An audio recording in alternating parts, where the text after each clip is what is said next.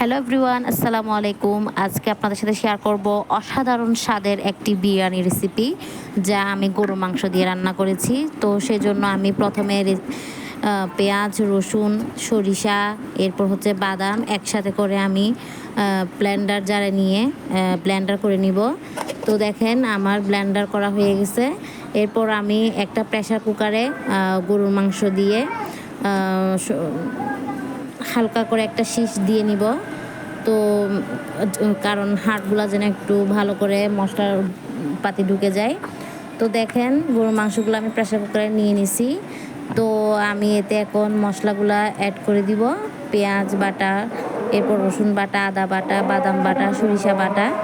এরপর আমি এতে দিয়ে দিব মরিচের গুঁড়া, একটু ঝাল ঝাল করব। তো হলুদ গুঁড়া দিয়ে নিব। এরপর দিয়ে নেব মশলা। এখানে দেখেন আমি গরম মশলা ইউজ করছি। তো তেজপাতা, এলাচ, এরপর লং, এরপর দারচিনি সব আমি অ্যাড করে দিব। এরপর দিয়ে নিলাম তেল। তো দেখেন আমি লবণও অ্যাড করে দিছি। তো হাতের সাহায্যে একটু মেখে নিয়ে তো হালকা পানি দিয়ে নিব। এরপর আমি ঢাকনাটা দিয়ে দিব। এরপর আমি এখানে ঢাকনাটা দিয়ে চুলার মধ্যে দিয়ে দিব। দেখেন আমি এরপর চাল নিয়ে নিছি। আমি আজকে সিদ্ধ চালের বিরিয়ানি রান্না করব। দেখেন আমি মানে নিয়ে নিছি মাংসগুলা প্রেসার কুকার থেকে। তো এগুলো ফুটেজগুলো আমি নিতে আসলে ভুলে গেলাম। তো দেখেন আমি চালও অ্যাড করে দিচ্ছি।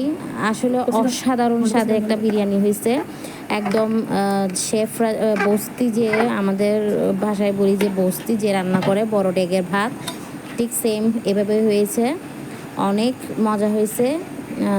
আমার লাইফের মনে হয় ফার্স্ট টাইম আমি এই এত মজার মানে বিরিয়ানি রান্না করছি। তো দেখেন আমার বিরিয়ানি একদম হয়ে গেছে। আমার বিরিয়ানি রান্না কমপ্লিট হয়ে গেছে।